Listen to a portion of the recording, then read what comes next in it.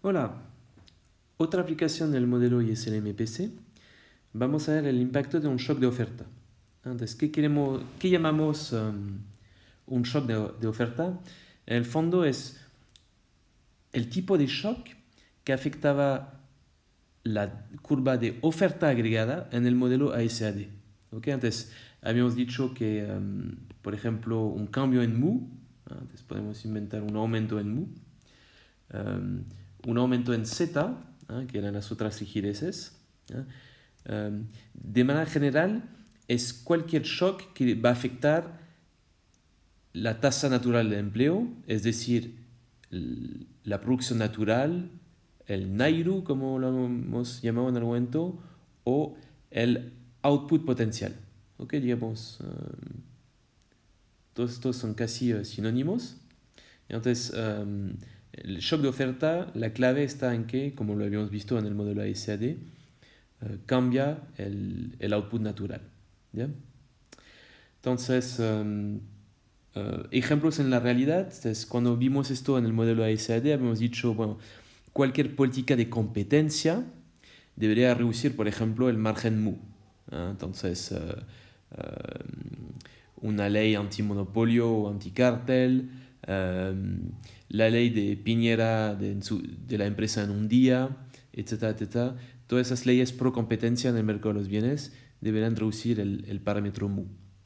Si leen el libro de Blanchard, verán que él da el ejemplo del shock del petróleo. Entonces, shock del petróleo, como sube los costos, debería tener un impacto negativo sobre el output potencial. O si queremos un ejemplo más de actualidad, por ejemplo, todos los saqueos que ha vivido la economía chilena en los últimos 2 meses, esto se puede considerar como un shock de oferta negativo. ¿Okay? Acá les he puesto los gráficos del modelo ISLM y vamos a ver cómo impacta entonces tal shock de oferta. Entonces, por ejemplo, pueden considerar un aumento en mu.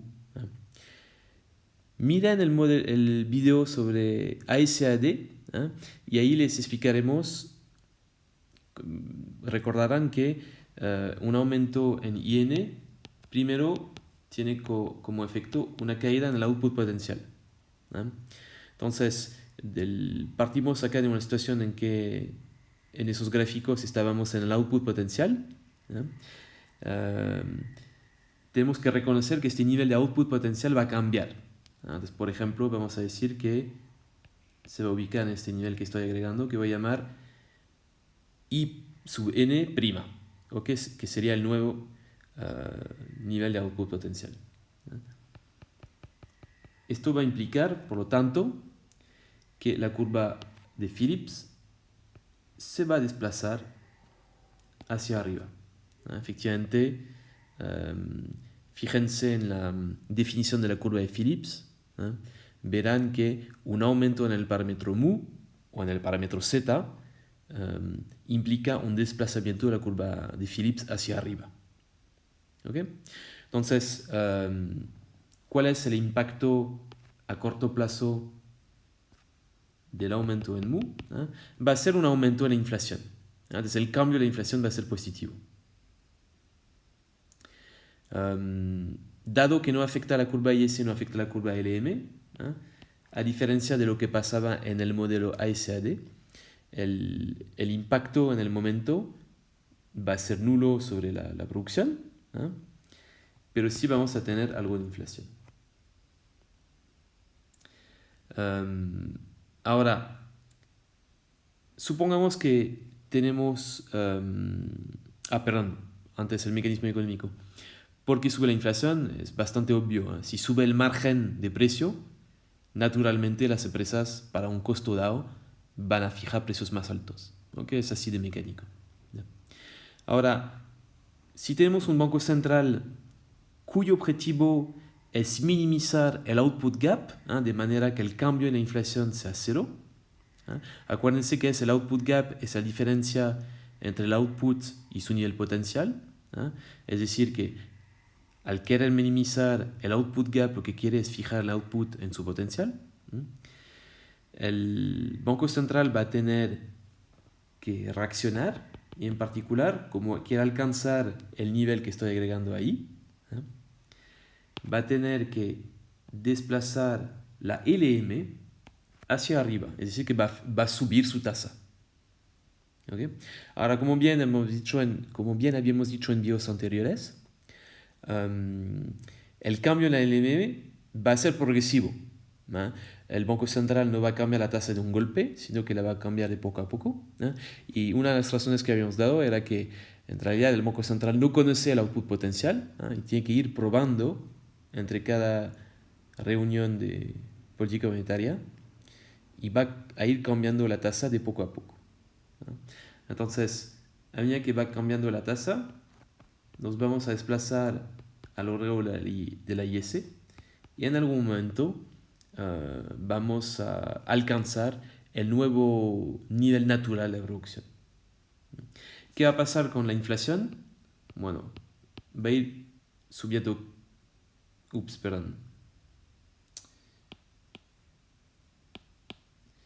Va a ir bajando, quise decir, cada vez más hasta alcanzar este nuevo nivel.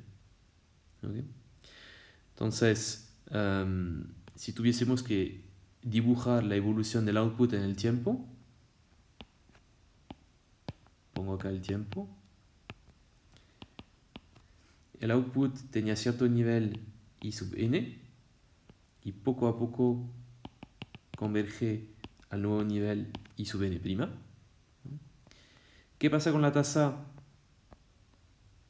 La tasa real tenía cierto nivel y bueno, el banco la va a subir poco a poco de manera que el output alcance su nuevo nivel natural. ¿Qué pasa con el cambio en la inflación? Como vemos acá, subió y después volvió a cero. Entonces, si bien estaba en cero, tuvimos un aumento y poco a poco cayó. Por lo tanto, ¿qué pasó con la inflación? A medida que pasa el tiempo, si partió en cero, supongamos que estaba en cero inicialmente, vamos a tener un cambio y poco a poco va a ir subiendo hasta que este nuevo cambio, hasta que el nuevo nivel de inflación sea consistente con un cambio cero de la inflación. ¿Okay? Bueno, esto fue un shock de oferta. Como ven, se parece bastante a lo que teníamos con el modelo ASAD, con la diferencia que el output en el momento en el cual cambia el parámetro mu no se ve afectado, se va a ver afectado poco a lo largo de esta trayectoria, y esto se debe a una reacción del Banco Central.